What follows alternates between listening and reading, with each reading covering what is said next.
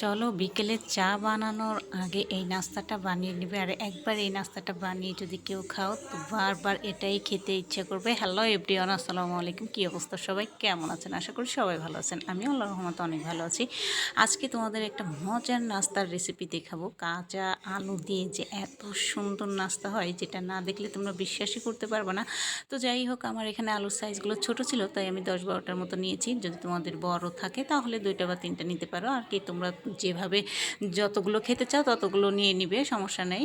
যার যার পরিমাণ মতো নিয়ে নেবে। এই তো আলুগুলো সুন্দর করে আমি প্রথমে ধুয়ে নিচ্ছি। ধুয়ে এই খোসা সহকারে আমি সুন্দর করে এই গ্রেটার দিয়ে সুন্দর করে কুচকুচ করে নেবে। এই তো সুন্দর করে গ্রেটার করে নিয়েছি। এখন এগুলোকে সুন্দর করে পানি দিয়ে ধুয়ে নিব। আর এদিকে কিন্তু কাঁচামরিচ পেঁয়াজ কেটে নিয়েছি। যদি বাসায় ধনের পাতা থাকে অবশ্যই ধনের পাতা ব্যবহার করতে পারো। আর এখানে আদা রসুন পেঁয়াজ ছুলে নিয়েছি বাটার জন্য। এই তো এখন আমি এগুলো সুন্দর করে পানি দিয়ে এই যে ধুয়ে চিপড়ে উঠে নেব। আর এদিকে কিন্তু আমি হালকা মসুরির ডাল সেদ্ধ করে নিয়েছি। হালকা মানে একেবারেই পুরা না, কিন্তু এখানে প্রায় 80% আমি সেদ্ধ করে নিয়েছি। আর 20% কিন্তু এর ভিতরে দিলেই সেটা সেদ্ধ হয়ে যাবে আর মচমচা হবে, খেতে বেশ ভালো লাগবে। এই জন্য আমি আলুর ভিতরে দেবো এটা। এখন এগুলো সুন্দর করে চিপড়িয়ে পুরোটা পানি ফেলে দেবো, যাতে বিন্দুমাত্র পানি না থাকে। এই দেখুন, এভাবে করে সুন্দর করে সব আলুগুলো আমি তুলে নিয়েছি। এই তো আলু, তারপরে হচ্ছে তোমার মসুরির ডাল। এখন এর ভিতরে দিয়ে দিচ্ছি কাঁচামরিচ কুচি, পেঁয়াজ কুচি, তারপরে দিয়ে দেবো আমি যে মশলাগুলো রেখেছিলাম সেটা বেটে সুন্দর করে দিয়ে দেবো। এই তো কাঁচামরিচ পেঁয়াজ কুচি দিয়ে দিচ্ছি। এখন আমি মশলাটা বেটে নিব। এই তো পাটায় সব মশলাগুলো দিয়েছি। এখানে চাইলে কিন্তু আপনারা শুকনো মরিচও ব্যবহার করতে পারেন। যেহেতু আমার বাচ্চারা খাবে তাই আমি খুব বেশি ঝাল ব্যবহার করব না। এই তো সব মশলা দিয়ে লবণ হলুদ দিয়ে খুব ভালো করে এটাকে কষলে মেখে নিব। আর এটা যখন কষলে সুন্দর করে মেখে নেওয়া হবে লবণ দিয়ে। আর এখানে কিন্তু আমি সুন্দর একটা মানে টেস্টটা বাড়ানোর জন্য আর কি আমি 1 চামচ চিনি ব্যবহার করেছি। যারা চিনি পছন্দ করে না তারা এটা বাদ দিতে পারেন, কোনো সমস্যা নাই। এই তো দিয়ে আমি খুব ভালো করে এটাকে কষলে মেখে নিচ্ছি। দেখেন, এটা কিন্তু কষলে যখন মাখাবো তখন এর গা থেকে কিন্তু অনেক পরিমাণের পানি বের হবে। এখন আমি এর ভিতরে দিয়ে দিচ্ছি ময়দা। আপনারা চাইলে কিন্তু আটাও ব্যবহার করতে পারেন। আটা ময়দা দুটোটা বা চাউলের গুঁড়ি যেটাই ব্যবহার করেন না কেন করতে পারেন, কোনো সমস্যা নেই। আমি এখানে এই তো ময়দা দিয়ে খুব ভালো করে এটাকে এখন সুন্দর করে মেখে একটা খামির তৈরি করে নিব। আমার এখানে আরও কিছু আটার প্রয়োজন, তাই আমি এখানে আরও কিছু আটা দিয়ে দিচ্ছি, যেহেতু আমি বেশি করে বানাবো তাই। আর আপনারা আপনাদের পরিবারের সদস্য অনুযায়ী বুঝে অবশ্যই বানাবেন।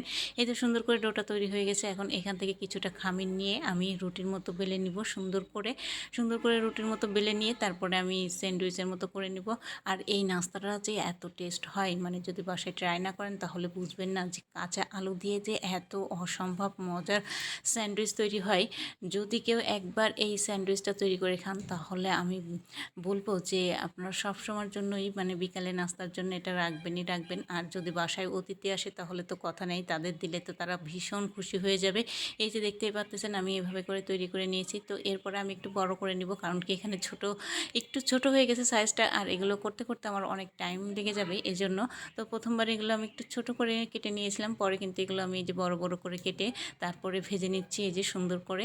আর এটা অবশ্যই একটু মানে মিডিয়াম টু লো আঁচে রেখে ভাজতে হবে সময় নিয়ে। খুব জোরে ভাজলে কিন্তু উপর দিয়ে ভাজা হয়ে যাবে, ভিতরে কাঁচা থেকে যাবে আর মচমচি একটা ফ্লেভার আসবে না, খেতে ভালো লাগবে না কিন্তু। এই জন্য একটু সময় নিয়ে কিন্তু আস্তে আস্তে ভেজে নেবেন। চাইলে কিন্তু আপনারা ডুবো তেলেও ভাজতে পারেন, বাট আমি এগুলো ডুবো তেলে ভাজি নাই, অল্প তেল দিয়েই সুন্দর করে মচমচে করে লাল লাল করে ভেজে নিয়েছি। আর এটা খেতে যে এত টেস্ট, মানে প্রথমে যদি কাউকে দেয়া হয় তারা মনে করবে এটা পাউরুটির স্যান্ডউইচ, মানে দেখতে কিন্তু সেরকমই লাগে। আর এত টেস্ট আর এত সুন্দর খেতে, মানে কি বলবো। আর রুটিটা দেখে বুঝতেই পারতেছেন এটা কিন্তু অবশ্যই একটু মোটা করে বেলতে হবে। যাই হোক, এই তো সুন্দর করে আবার আমি আরও কিছু স্যান্ডউইচ তৈরি করে নিলাম। এখন এগুলোকে সুন্দর করে ভেজে তারপরে আমি পরিবেশনের জন্য তুলে নেব।